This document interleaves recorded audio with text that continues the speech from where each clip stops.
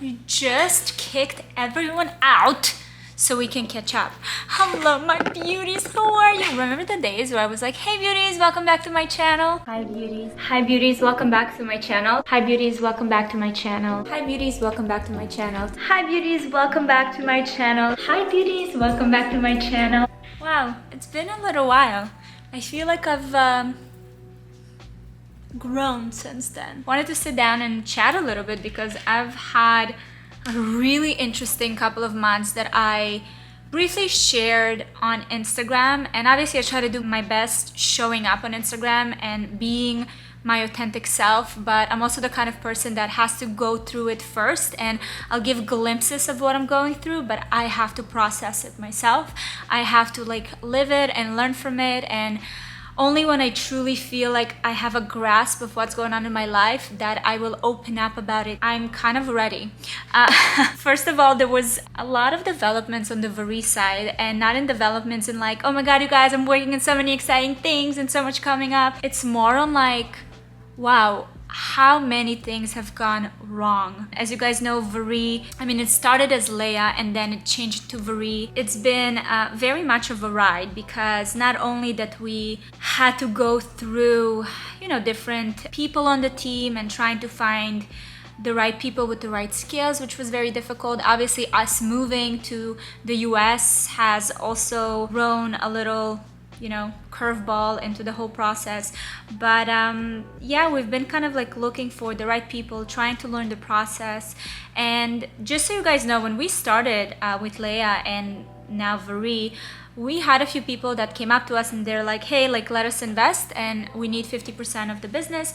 And Gary and I decided that we want to do it ourselves. We want to learn the process. We want to know what we're doing. We want to really feel like we are capable and understanding what it is that we're building. So we turned down a lot of things. We turned down everything. So we're very much learning from the grounds up and trying to figure out. Obviously, it costs a lot of money and a lot of mistakes and quite a bit of time. We've been trying to get Verie off the ground to the place where I want to see it for the past 2 years, which wasn't a very wonderful time to really start building a brand because COVID has not been kind to small businesses. I was so naive and I was so thought that I am at this place of oh, I'm just gonna put it out there and it's just going to succeed because social media, although it was a lot of work for me and still is a lot of work for me, it came pretty naturally to me, it wasn't so difficult, it wasn't so unbearable. So I kind of expected Verie to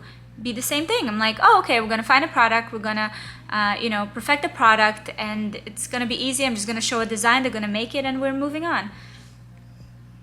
Little did my naive little self knew about the whole industry of clothing and the amount of moving parts. Since we started developing our ready-to-wear, which has been a very much a category I really wanted to get into and to really expand on the clothing front because that's where my passion lies. It's been such a crazy ride. We are learning a lot of very expensive lessons. I think that a lot of things that I was working towards and hoping that I'll be able to launch and show and just really celebrate kind of fell through. As you guys know, I shared it before, there were 3 or 4 collections that completely fell through. I went to Portugal when we started creating clothes, thinking that that would be the best way to create something. The pricing is right, it's ethical, and it was a disaster. It was an absolute disaster. I remember when I showed up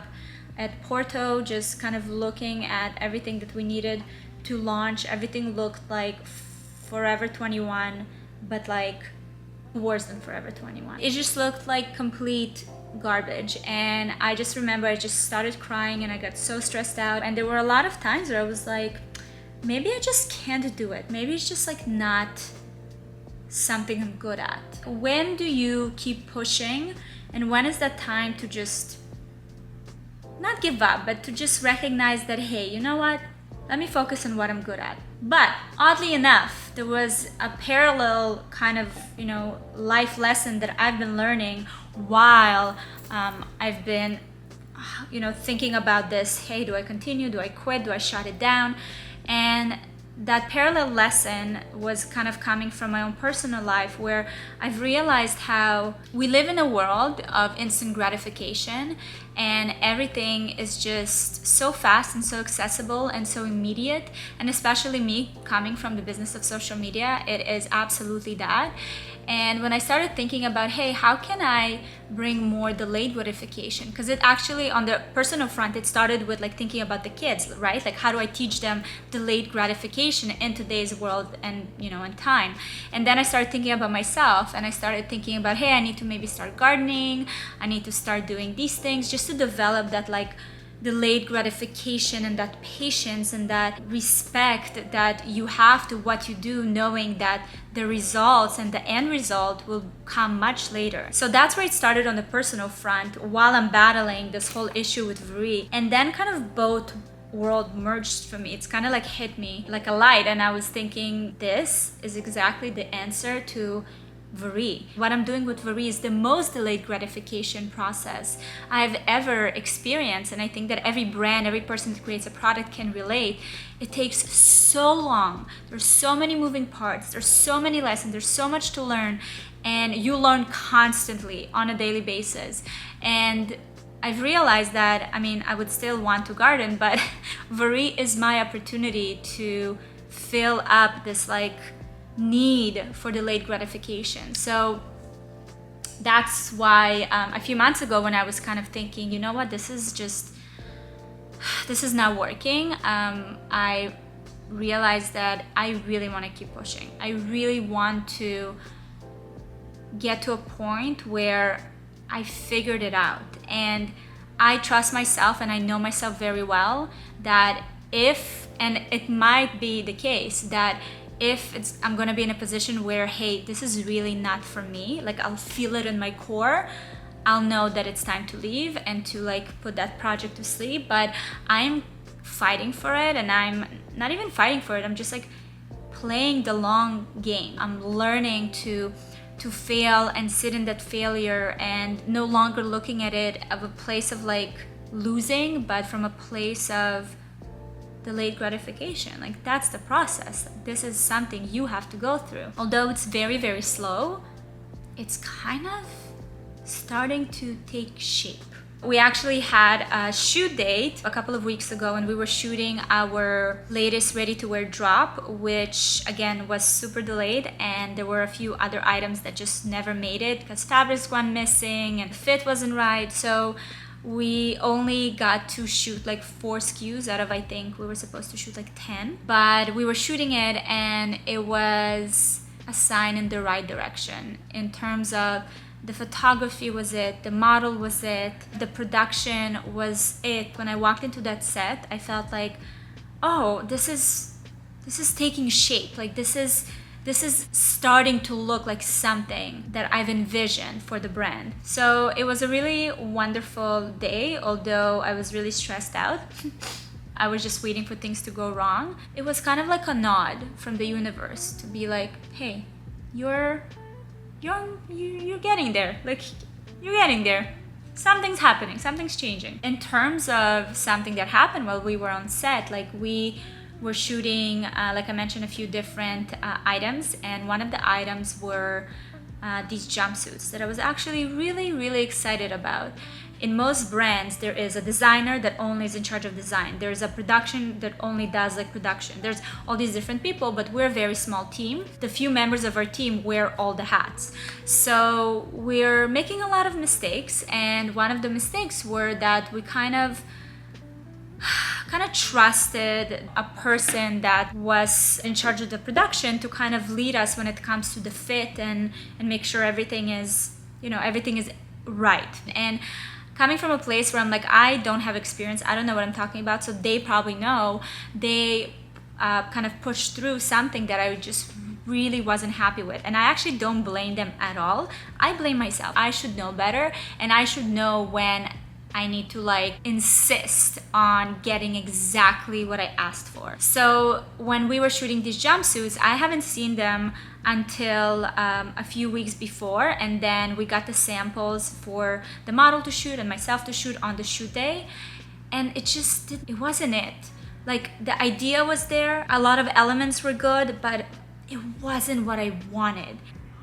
Like, it's kind of a business case where it's like, okay, the investment was already made, but I remember I couldn't sleep that night. I'm just like, oh, I really, really, really don't like it. So we decided, our whole team, after I expressed my kind of concerns, to kill it and not launch it as part of the drop, and just move forward with the lessons and the learnings and kind of know better and do better moving forward. If you've been following me for a couple of years, I mean, I used to show very much like every aspect of every process of everything that I was doing, and I've realized that it came from a place of just like, hey, like, you know, keeping up with everyone else, that doing all these things and sharing it all the time and all this, like, can't wait to share with you like exciting things. I decided to stop doing that. I am very much focusing on working quietly, putting my head down, really focusing on what it is that I want to do and achieve, and very, very much build like Verie, make it to be what it is that I want to be.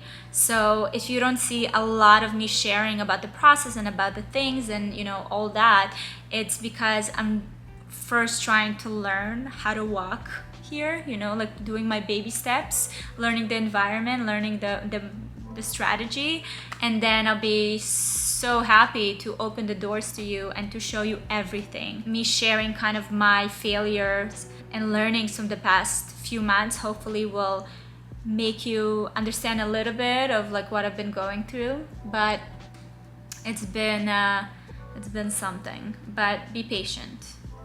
Delayed gratification, I'm telling you, it's gonna be worth it. Okay, let's talk about Verie and the future of Verie. So I've been tossing and turning, and something that I've realized is that, you know, when we started with Leia, it was an accessory brand, a jewelry brand. We were doing jewelries, we were doing sunglasses, and I love that aspect, you know, of the industry. I mean, I've been wearing things that we stopped producing last year, right? Because I really love it and I very much stand behind the quality and how it looks. We switched to Verie and it was doing, you know, we were doing good with the jewelry and everything is great, but once we started introducing ready-to-wear, I just feel like I can't find my place in there. Like, I cannot find the clothing in like that category in Verie. So what I started thinking about, and I would love your kind of, you know, point of view, is to separate the accessories and jewelry brand and make it solely like Verie to be exclusively jewelry and accessories, and then create a ready-to-wear brand that just carries my name, that is just clothing, and have them exist independently of each other and not try to do everything at once. What's beautiful about, you know, the accessory brand is that there's no seasons to it. It's not seasonal. So I love that. I love just like creating staples that I wear and believe in. And then on the clothing side, it's much more playful, much more, you know, creative. So to me, I just feel like they need to live separately. Let me know what you think. The minute I started thinking about it, it started feeling like, oh, another, you know, another kind of insight, another direction that I'm seeing that can actually be, you know, heading in the right direction. So that's kind of where I'm at. This is my process, and I feel like it prepares me for something so big and so meaningful. And, you know, my birthday's coming up in September. I'm turning 32, and I just feel like this decade, I'm just gonna